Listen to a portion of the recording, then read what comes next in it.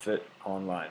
Today we're going to go over the strength program, how to read the program, what some of the things mean as far as pairing exercises, sets, reps, all that type of stuff. Okay, it's real simple. To start off with, basically you'll notice up here, the left-hand side, this is where you're going to start.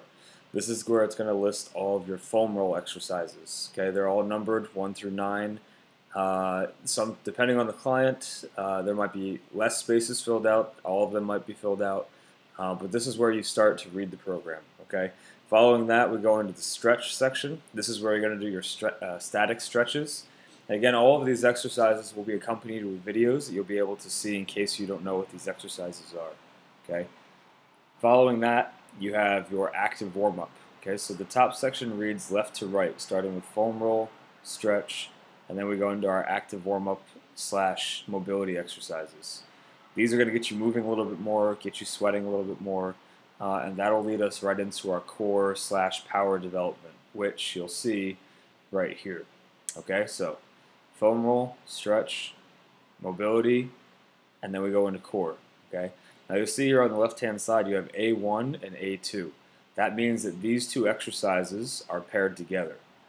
So we'll do the plank first for one set, 30 to 60 seconds, and then you're going to go right into half kneeling inline lift. Do one set, eight reps per side. 3 sets total, so you're going to repeat that a total of 3 times. Okay. After you're done with that, you'll get into the strength portion. Now here you'll see the same situation again. You got A1, A2, B1, B2. All the A's and B's and C's and D's, wherever you see letters on the left-hand side, that's simply to let you know where which exercises are paired together. So if you saw A1, A2, maybe we change this to A3. Okay, that would mean that each of these 3 exercises here are paired together. Okay, for this purpose, they're not. All right, so we got goblet squat and push-up. Okay, so that would be the exercise. You do 3 sets, you've got 8 reps. Rest is here. Tempo is very important. Okay, you'll see a lot of times in the programs I'll have numbers here, like such as 2010, 2020, 20XO.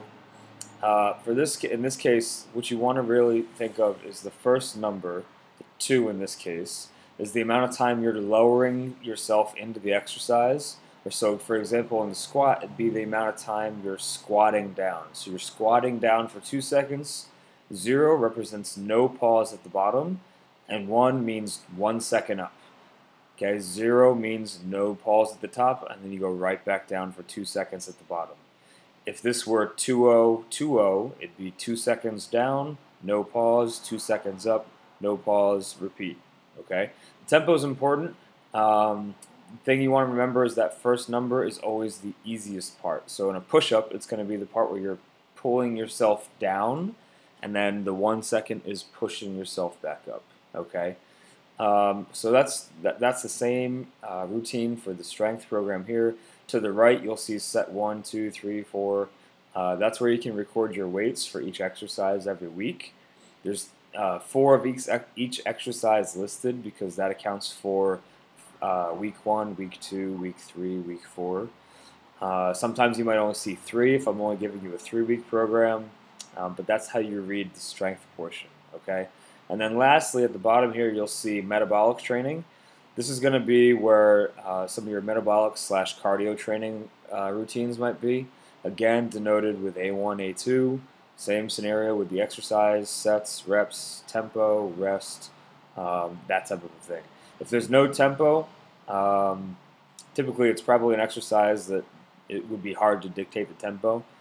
In this case, we would probably have something like explosive written here for like a ball slam or a chest pass. We're just going very hard, very aggressive for each rep. And then over here is regeneration. So that's where you would want to do your foam rolling again, any areas that bothered you in the beginning. Okay, so to recap, you read from left to right. You got foam roll first, stretch second, active warm-up third. Then you go down here, you've got power / core. Right below that, you've got strength. And then lastly, you have your metabolic training, followed by your cool down, foam roll, stretch, whatever that might be. Okay. If you have any questions regarding how to read the program, please just let me know. Other than that, hopefully this does a good job of telling you how to read the program, understand the ins and outs, and what each term means as far as sets, tempo, rests, exercises, pairings, all that type of stuff. Okay?